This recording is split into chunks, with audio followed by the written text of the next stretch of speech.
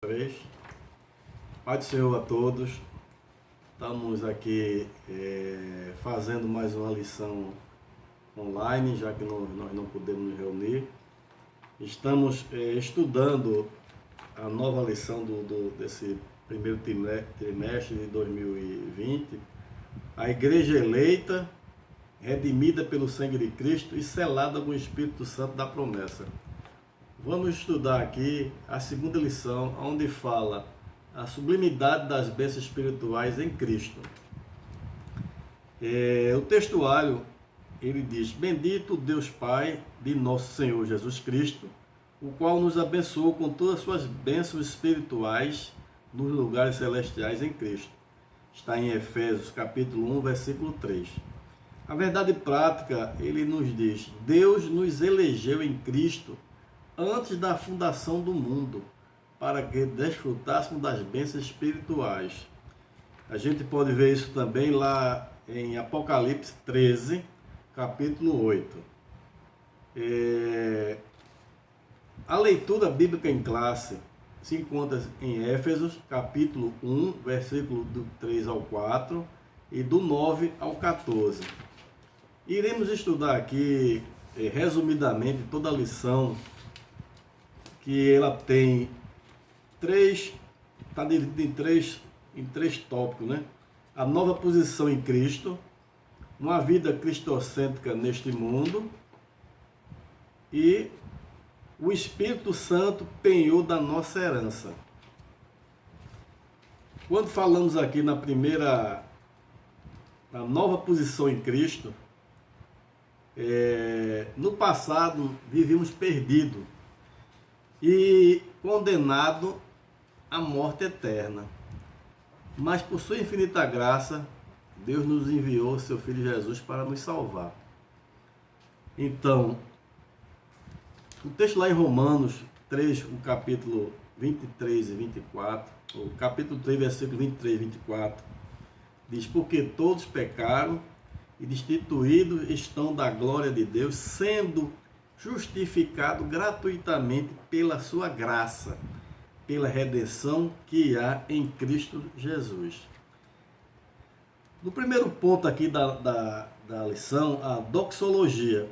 Doxologia é uma fórmula litúrgica dirigida a Deus, geralmente ritmada, ou seja, uma expressão poética e musical de louvor a Deus. O apóstolo Paulo apresenta uma sequência de texto que se caracteriza pela verdadeira adoração e bondade ativa de Deus, começando ele pela frase: Bendito o Deus e Pai de nosso Senhor Jesus Cristo, onde bendito significa digno de louvor. No ponto 2, fala das bênçãos espirituais. Tem muita gente que está atrás das bênçãos materiais, mas o crente, ele vive pelo Espírito, né? Porque está escrito também que diz que não é para nós não juntarmos tesouro, nem nada onde a traça ou o ladrão possa vir roubar. Mas os tesouros espirituais, nesse ninguém rouba. Então diz aqui, né? As bênçãos espirituais não são materiais, mas proveniente dos lugares celestiais, isto é, do reino de Deus.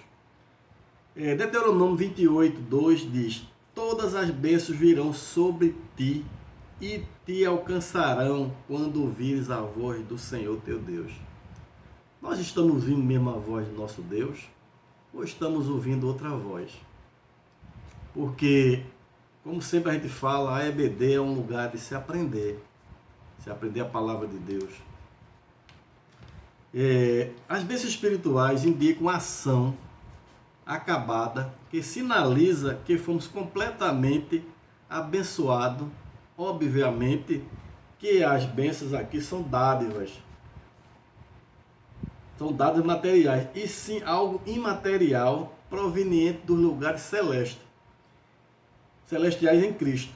Isto é, vindo do reino espiritual. A discussão empreendida por alguns para identificar uma possível localização geográfica dos lugares celestial é inócua e sem propósito. Paulo usa essa expressão 5 vezes nessa epístola, sempre indicando o mundo invisível da realidade espiritual.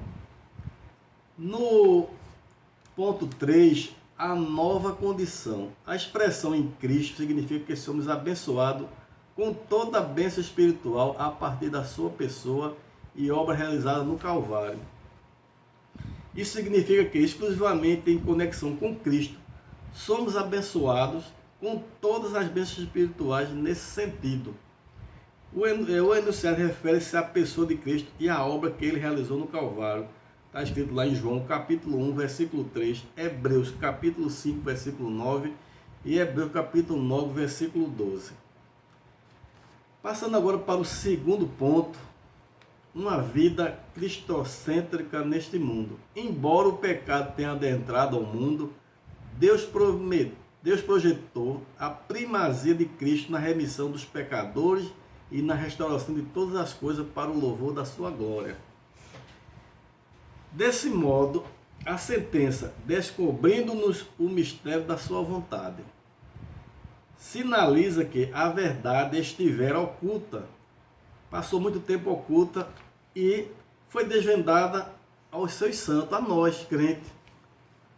Nós sabemos que quantos cristãos naquele tempo não tinham o que a gente tem hoje, uma Bíblia, uma consulta, uma internet. Naquele tempo se reunia e alguém falava, não se tinha nem um papel para se escrever. E hoje somos abençoados, onde a gente poder. Nós não estamos na igreja, mas estamos aqui aprendendo pela internet, pelo YouTube, que alguém fez assim.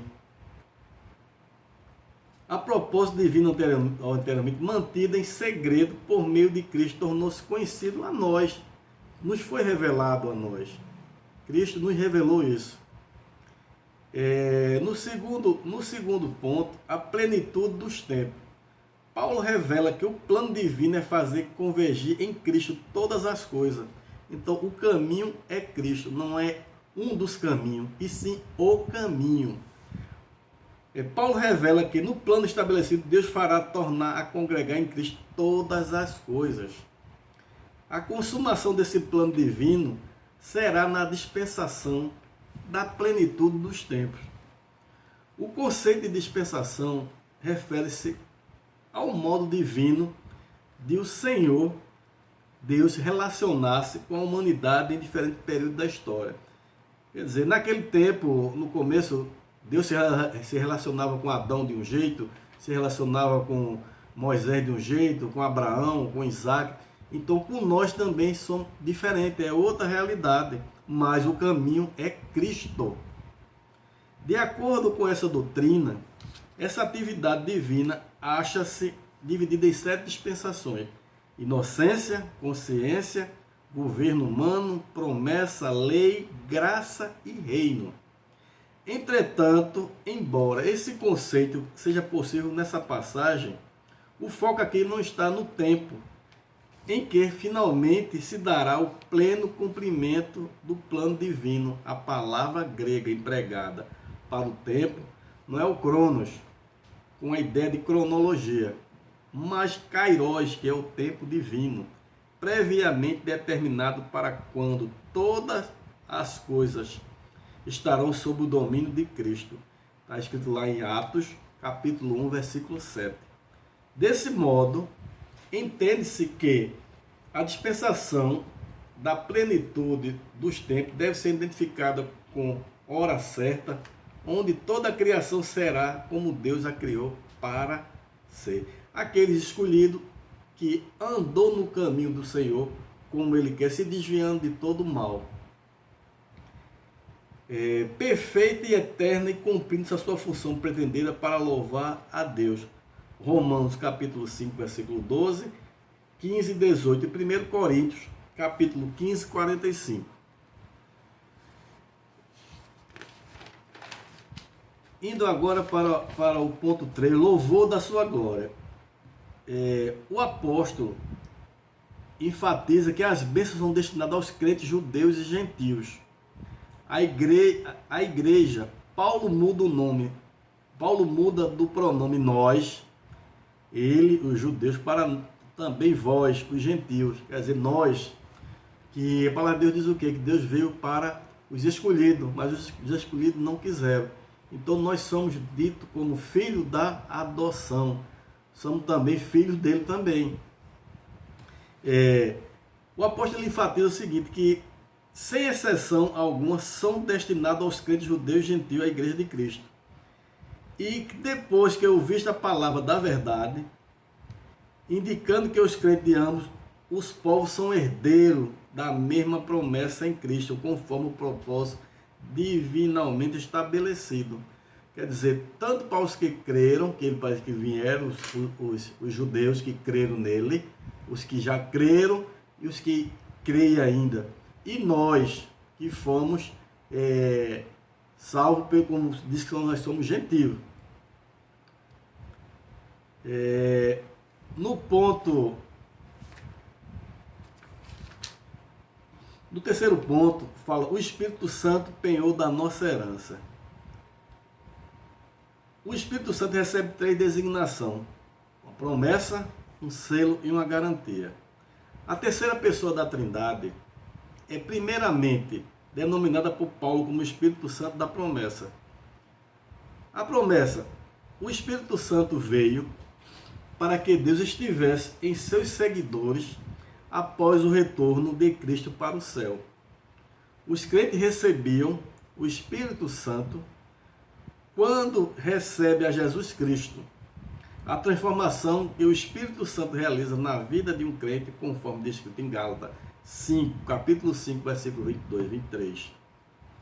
A gente falou da promessa. O selo. O que era o selo?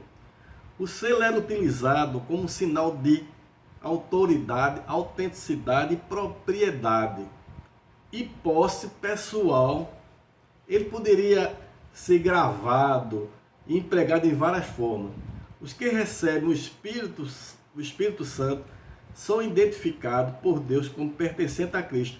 Esses crentes são assinalados como propriedade particular de Cristo, a cabeça da igreja. Desse modo, o Espírito Santo testifica quem são os filhos de Deus.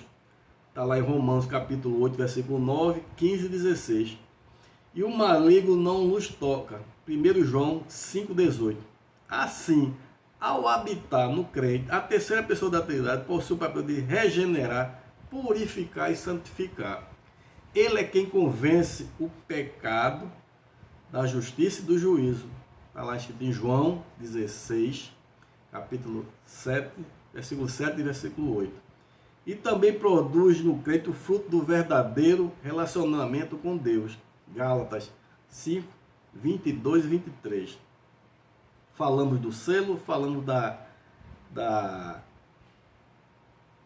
do selo da promessa e a garantia. Que garantia é essa? A garantia é uma parte do pagamento que irá garantir o pagamento final e completo. Deus nos dá o Espírito como uma garantia de toda a nossa herança. Embora seja uma amostra, já podemos notar quão intenso será o desfrute da porção total. Se é uma amostra, o que vem depois é muito melhor. E outro, irmão, sempre que você estiver deprimido, desapontado, chateado, lembre-se desse penhor.